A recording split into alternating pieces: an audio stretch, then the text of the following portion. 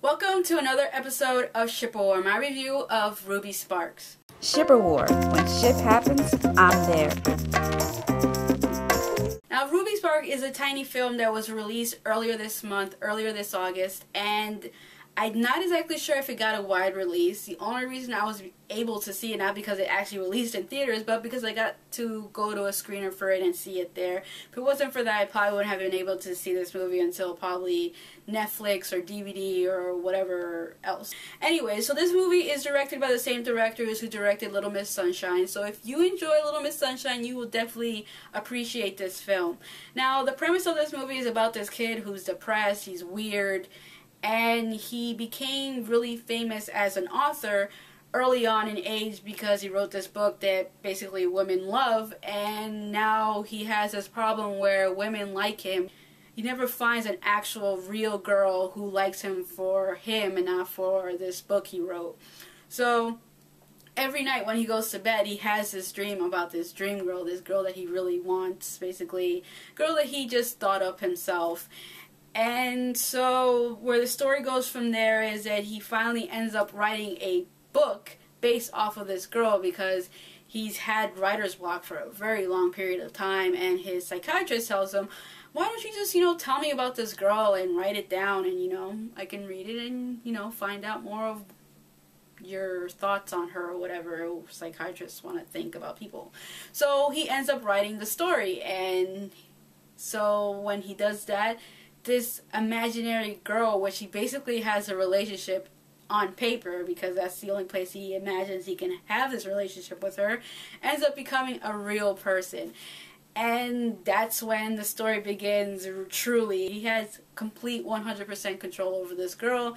He can write whatever he wants to write about her and it'll come true. So he takes advantage of that, and the story starts off really funny. The story of this guy who basically writes up this girl that he wants, and it's pretty hilarious, and then it becomes more of a serious tone when it becomes to the realism of how we as people should never have that much control over a person, and it goes from this really funny story to a very serious tone, and that's when the story becomes really, I guess, more about morals and lessons in life and how people shouldn't behave and stuff like that. So it was an interesting film in that sense, and it was a fun movie, and I really did enjoy it. But I can definitely see this movie not being the type of movie that the general audience will understand or like, because it goes from being really funny to kind of really weird to serious to then being what it ends up being at the end. So I can definitely not recommend this movie to everyone, but if you're the type of person who likes these weird films or likes indie movies in general or likes Little Miss Sunshine, I can definitely see you type of people enjoying this movie. But if you're a type of person that just likes a straightforward story, I would say you probably may not enjoy this movie. I don't know. I'm just assuming here. But me personally, I enjoyed it. And I definitely recommend it to anybody who enjoyed Little Miss Sunshine or enjoys a movie like 500 Days of Summer. Because this movie reminded me of Little Miss Sunshine mixed with 500 Days of Summer mixed with some type of Woody Allen film. So if you like any of those type of movies, you'll probably end up appreciating this movie. As for the romance in this film, I honestly can say, even though the romance played a really big role in this film, it wasn't something that I really extremely was enjoying. I wasn't really rooting for the two characters to be together, for Calvin and Ruby to be together in this movie. I just didn't really care for the romance. I actually found Calvin's character as just an alone character more interesting than the actual relationship he had with Ruby. So I don't know, maybe I have an attraction to weird guys, I don't know. So that was that, and yeah.